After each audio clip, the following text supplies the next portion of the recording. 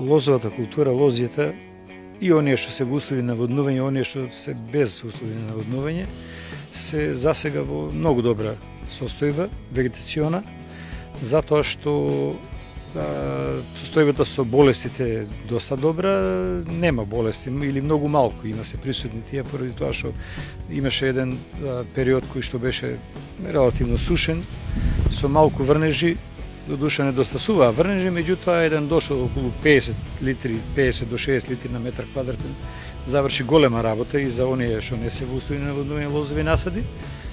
И после тоа беше сув и жежок период, имаше високи температури што не дозволи на пример развој на пламеница.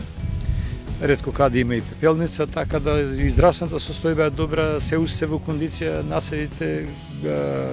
Оплодувањето беше добро, обично оплодувањето не е добро ако има врнежи во време на цутењето, меѓутоа тоа не беше така и оплодувањето е прилично добро. Гроздето е сега во фаза на големина на зрно од грашок или тука некаде, значи јагорида ние го викаме. За сега се е одлично, но веќе с летото, нашите лета ги знаеме какви се практично пустински.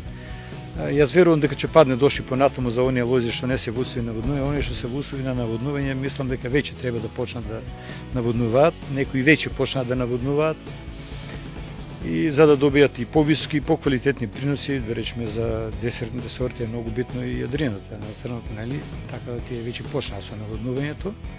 А овие што се поиздрживи на суша сорти како Смедеревка, можеби не мора да бидат почнати со наводнувањето, може и малку покасно да почнат. Се уште има подлабоките слоеви влага во почвата, но факт е дека вака продолжи летото, прогнози се такви, некои за наредната недела не се очекуваат некои дождови, значи треба да почнат со наводнување тие што можат.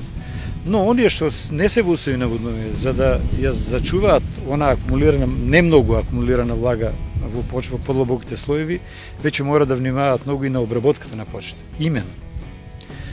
За да ја зачуваат таа влага, тие треба да почнат со орање, фрезирање и култивирање на почвата, но орање никако со одметнувачки штици или пера, како ги викаат народи на плугот, туку тие да бидат орање само за раздавкување на површинскиот слој, без преметкање на почвениот слој, без значи да не испаре онаа влага што ја има, а да се зачува со ровкањето на површината, да се зачува влагата, или пак култиватори има сега, прашчи ги викаат со култиватори или со фрези. Значи, фино разврвкување на површини, тоа да се направи неколку пати во текот на летниот период, со цел да се зачува таа влага. Сигурен сум дека ќе падне и понатаму доши, и тој ќе падне веднаш после дождот, штом ќе дозволе, значи почвата, која ќе биде во така наречена физиолошка зрело за обработка, неколку дена после тоа е во овој период, веднаш да се направи пак исто што го реков, значи ровкање со култивирање, со фрезирање или пак орање без одметнувачки штици, со плуговите, тие што немаат култиватори, да се зачува секоја капка падна доши. Џабе не рекле старите, две орања се еднакви на едно наводнување. Има многу вистина во тоа, но какви орања, че орања не длабоки, плитки. Тоа се плитки обработки на длабочина не повеќе од 20 см. Значи не се сакаат тука длабоки обработки.